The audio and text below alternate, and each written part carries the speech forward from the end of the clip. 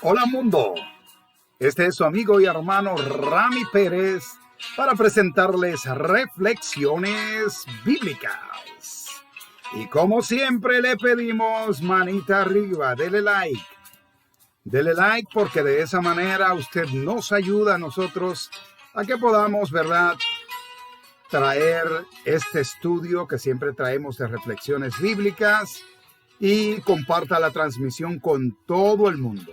Con todo el que usted quiera, compártalo. No se preocupe que nadie le va a llamar la atención porque esto es palabra de Dios y no creo que nadie rechace la palabra de Dios, menos en los últimos tiempos, porque estamos viviendo ya los últimos tiempos de la creación sobre la faz de la tierra, porque todas las profecías se están cumpliendo indiscutiblemente. Bien, y pues vamos, hoy tenemos, ¿verdad? Aquí la porción que vamos a leer hoy está en el libro de los Hechos, en el capítulo 9, versículo del 1 al 7. Miren, esta es una historia muy conocida. Y voy a leer rápido porque hay cosas importantes que debemos aprender aquí sobre esta porción de la Biblia, que es interesantísima. Oiga bien. Así es que leemos en el nombre del Dios Trino, Padre, Hijo y Espíritu Santo, siempre pidiéndole al Espíritu Santo de Dios que nos dé, ¿verdad?, pues esa sabiduría que necesitamos en la palabra de Dios. Vamos a ver, aquí comenzamos a leer en el capítulo 9, ¿verdad?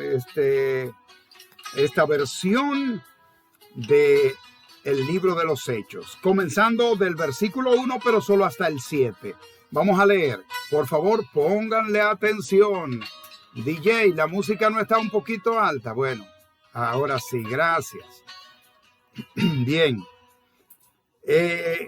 Comenzamos. Dice: Saulo, respirando aún amenazas y muerte contra los discípulos del Señor, vino al sumo sacerdote y le pidió cartas para las sinagogas de Damasco, a fin de que hallase algunos hombres o mujeres en este camino, los trajese presos a Jerusalén. Mas yendo por el camino, aconteció que al llegar cerca de Damasco, repentinamente les rodeó un resplandor de luz desde el cielo, y cayendo en tierra oyó una voz que le decía: Saulo, Saulo, ¿por qué me persigues? Y él dijo: ¿Quién eres, Señor? Y la voz respondió: Yo soy Jesús, a quien tú persigues. Dura cosa te es dar coces contra el aguijón. Él, temblando y temeroso, dijo: Señor, ¿qué quieres que haga? Y el Señor le dijo: levántate y entra en la ciudad, y se te dirá lo que debes hacer. Y los hombres que iban con Saulo se pararon atónitos, oyendo a la verdad aquella voz, mas sin ver a nadie. ¿Qué es esto?, preguntarán algunos que no son cristianos en la audiencia. Bueno, esta es la historia como comenzó a gestarse la historia ya de el ministerio de Pablo. Bueno, hermano Rami, pero usted está hablando ahí de un tal Saulo, ¿sí? Pablo de Tarso, se dice de Tarso porque es la ciudad de donde él proviene, se llamaba Saulo. Pero recuerden algo muy importante que quiero que sepan. Cuando Dios te llama, ¿qué es lo primero que Dios hace cuando tú escuchas su voz y aceptas a su Hijo como tu Salvador?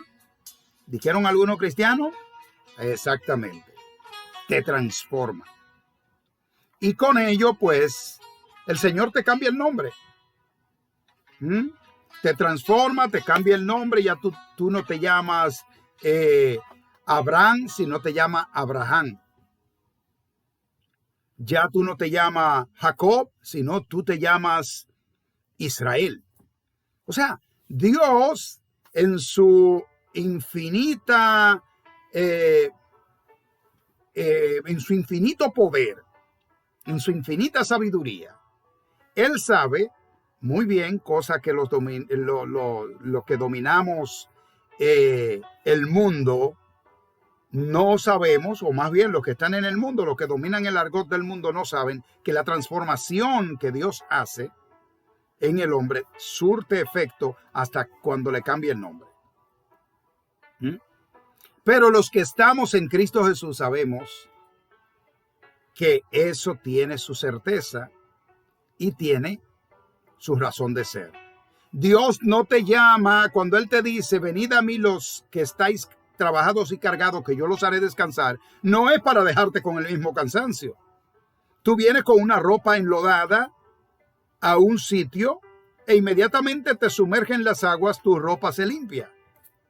Las transformaciones que Dios hace son contundentes y efectivas. Entonces, este Saulo de Tarso, que el Señor llamó, que convirtió en Pablo, pues el Señor, Saulo de Tarso fue el mejor alumno del mejor maestro de la ley que había. Me refiero a la ley de Dios que imperaba en aquellos tiempos en esas ciudades. Y Saulo fue el mejor alumno, el más provechoso alumno del maestro Gamaliel, que fue el mejor maestro que había de la ley y que por ende también era parte del Sanedrín. Entonces, este fue el que le enseñó a Saulo, más tarde convertido en Pablo, cuando fue ya convertido en apóstol por el Señor Jesús. Pero como todo fariseo, Pablo era celoso de la ley. Incluso a tal manera que esos fariseos, cuando emitían su acción de celo, oiga, eran capaces de matar. Bueno, Esteban fue muerto en presencia de Saulo y dirigido por él. Esteban fue el primer mártir que se conozca, según la palabra de Dios, que profesó la relación cristiana. No la religión, no dije religión, dije la relación cristiana, que era discípulo de Cristo, seguidor de Cristo más bien. Entonces, este Saulo, cuando se dio cuenta, miren, hago un paréntesis para decir, en una oportunidad en el Sanedrín conversando, el maestro Gamaliel cuestionó las acciones que estaban ejecutando, porque él no, ejecutando contra los cristianos, y él decía, pero miren, si ustedes entienden que ese tal Jesús es igual que esa cesta de que siguen al tal Jesús, es igual que la de que siguieron a tal cesta o a tal y desapareció, pues déjenlo. Si viene de Dios, nadie va a acabar con eso, le dijo Gamaliel. Pero si no viene de Dios, a los 2 o 3 días va a desaparecer. Bueno, pues ya ustedes ven que hasta nuestro tiempo estamos disfrutando de la relación con Cristo Jesús, que será hasta la eternidad. Bueno, pues ocurre que definitivamente cuando ellos estaban en su apogeo de querer acabar con la doctrina cristiana, Saulo, ya haciéndose portador de cartas que le autorizaban ir por todas las ciudades a perseguir a los cristianos, pues iba camino a Damasco, que es como dice la palabra aquí, y lo dice bien claro. Cuando el Señor dice la palabra, Saulo, respirando aún amenazas y muerte contra los discípulos del Señor, vino al sumo sacerdote, o sea, quienes le autorizan a Saulo mediante carta de que vaya pueblo por pueblo, ciudad por ciudad, a ver dónde hay cristianos para llevarlos presos, porque el Sanedrín era un poder extraordinario, ellos tenían cárceles y todo eso. A ellos no le quitó, cuando el Imperio Romano llegó a esas tierras que dominaba Israel, el Imperio Romano permitió el contubernio con el Sanedrín. Que sigan su ley, que profesen su ley, todas sus cosas. Y aún así les permitía, ellos tenían guardias. Tenían un ejército ellos para protegerse, y tenían personas que apresaban a los que no profesaban o no le daban continuidad a la ley.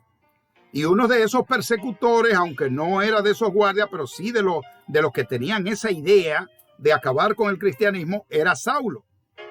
Entonces, cuando dice que él le pidió cartas a la sinagoga de Damasco, para ir a las sinagogas de Damasco a perseguir a los cristianos. Y cuando él estaba ya llegando a Damasco, fue cuando el Señor Jesús lo tumbó del caballo.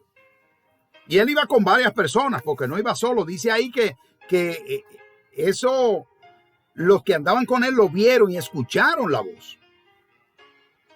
Y no vieron a nadie, pero vino un estruendo del cielo y una luz resplandeciente y un rayo, y él cayó al suelo estrepitosamente. La palabra no dice de que los que iban con él cayeron al suelo, sino que habla de Saulo de Tarso, que él cayó al suelo.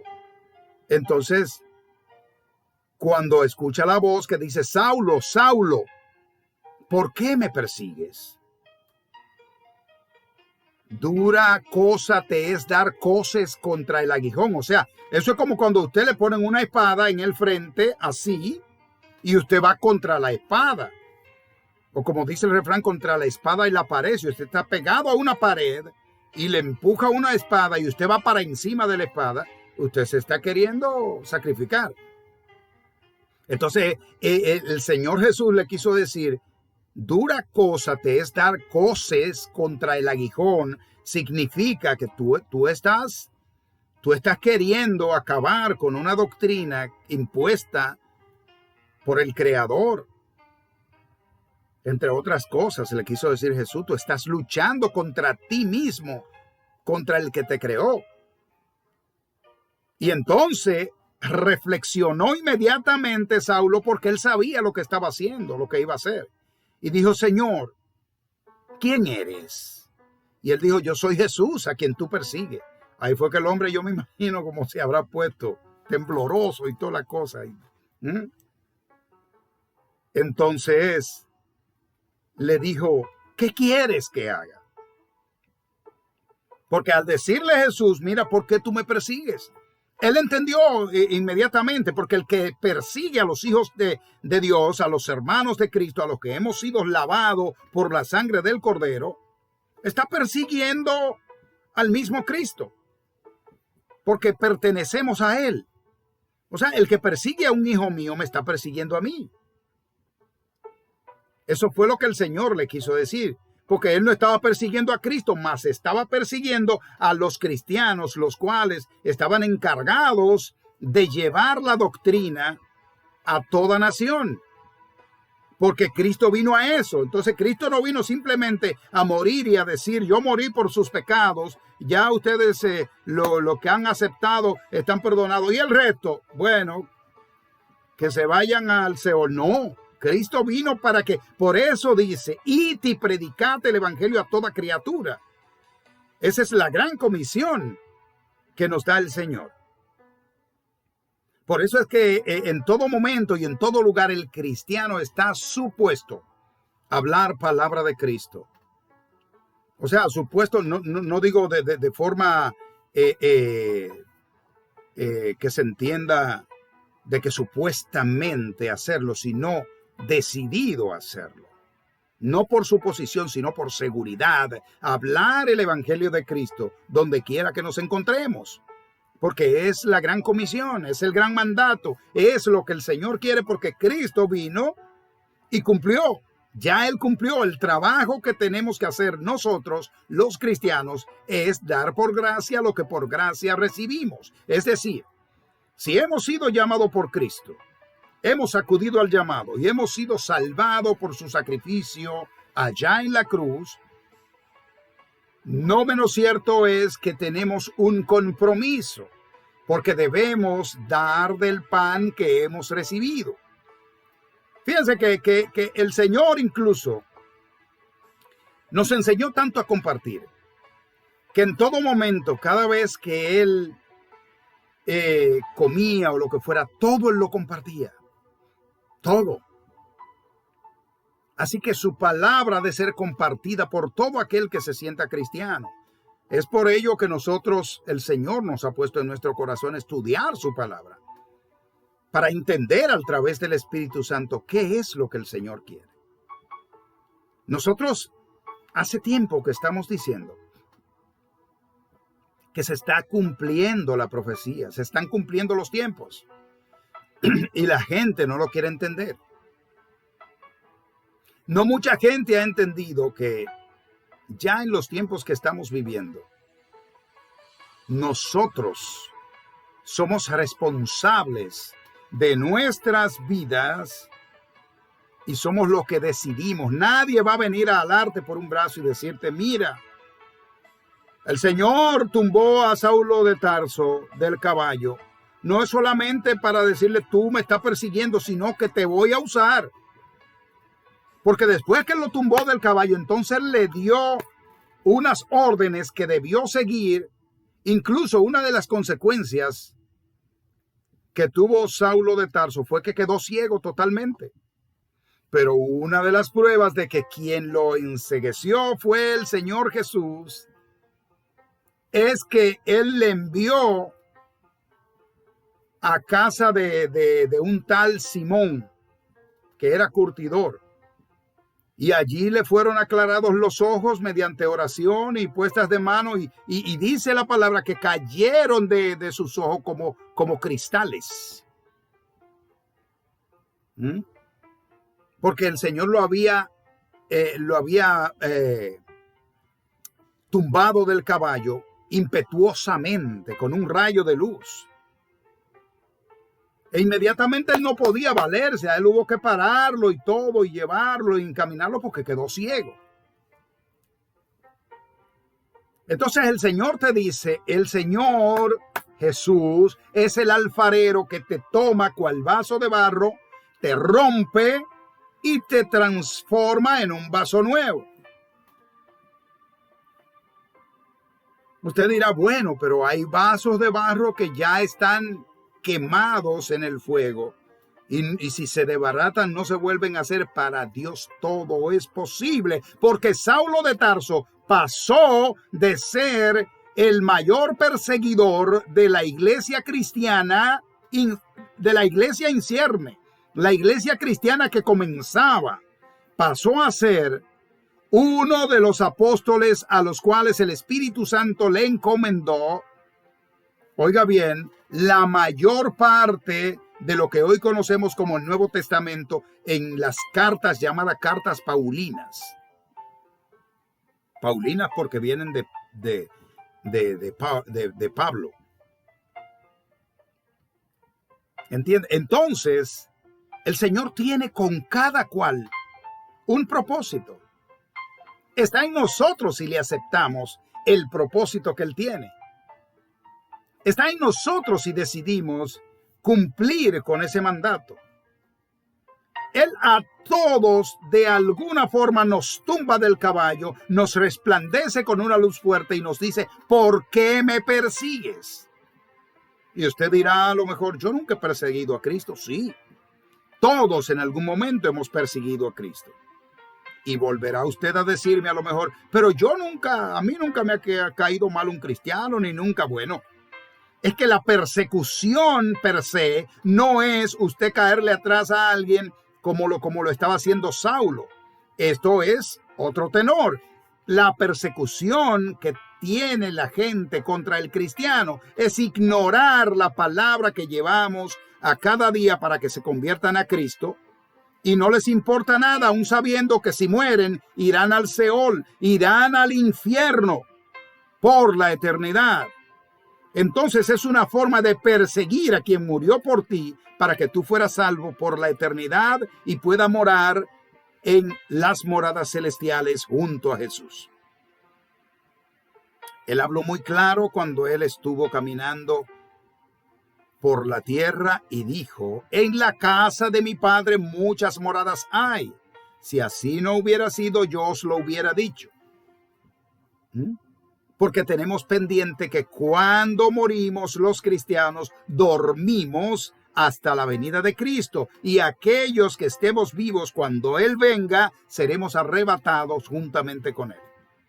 Pero los muertos en Cristo resucitarán primero, dice la palabra. Así es que procure que sea usted que muera, o sea que viva. Si muera, muera en Cristo, y si vive, viva para Cristo, porque es lo que la palabra de Dios nos ordena, para que no se pierda nuestra alma. Es interesantísimo cómo de un perseguidor de la iglesia cristiana, Dios lo convierte en uno de los más prolíficos profetas del Nuevo Testamento.